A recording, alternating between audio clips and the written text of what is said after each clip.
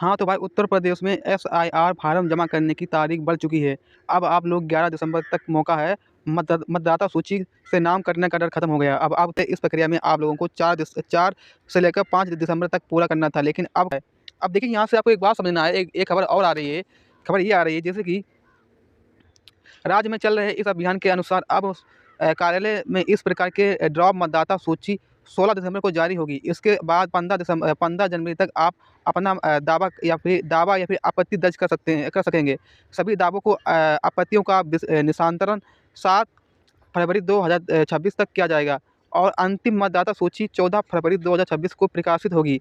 इतना समय इसलिए दिया जा रहा है कि ताकि किसी भी नागरिक का मतदाता अधिकार प्रभावित ना हो।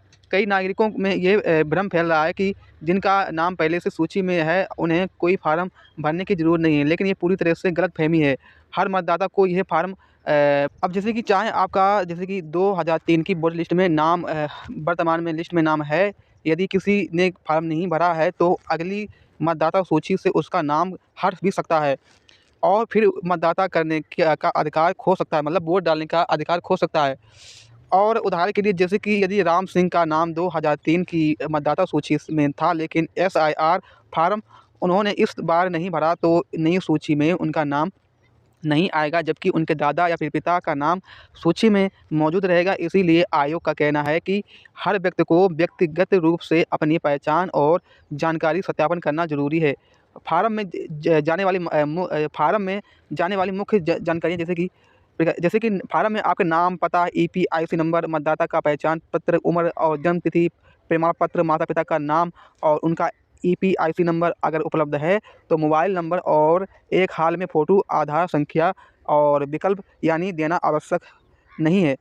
आधार केवल सहायक डॉक्यूमेंट्स के रूप में लिया जाएगा, लेकिन यह जन्म तिथि प्रमाण पत्र के तौर पर स्वीकार नहीं होगा। जन्म तिथि के लिए अलग-अलग डॉक्यूमेंट्स जैसे जन्म प्रमाण पत्र या फिर शिक्षक प्रमाण पत्र देना होगा।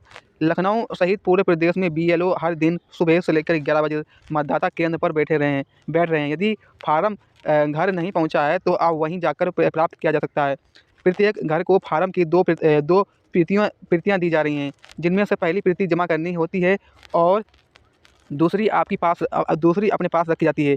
यदि किसी का नाम 2000 एसआईआर सूची में नहीं था, लेकिन उसने घर के अन्य सदस्यों जैसे पिता, माता, दादा-दादी या भाई-बहन का नाम सूची में था, तो फार्म में उसी सदस्य का विवरण देकर अपनी जानकारी जोड़ना होगी। इसी तरीके से आपका एसआईआर फार्म सही माना जाएगा। तो आई होप इतना ही। वीडियो को लाइक करें, सब्सक्राइब करें, शेयर करें। Thank you.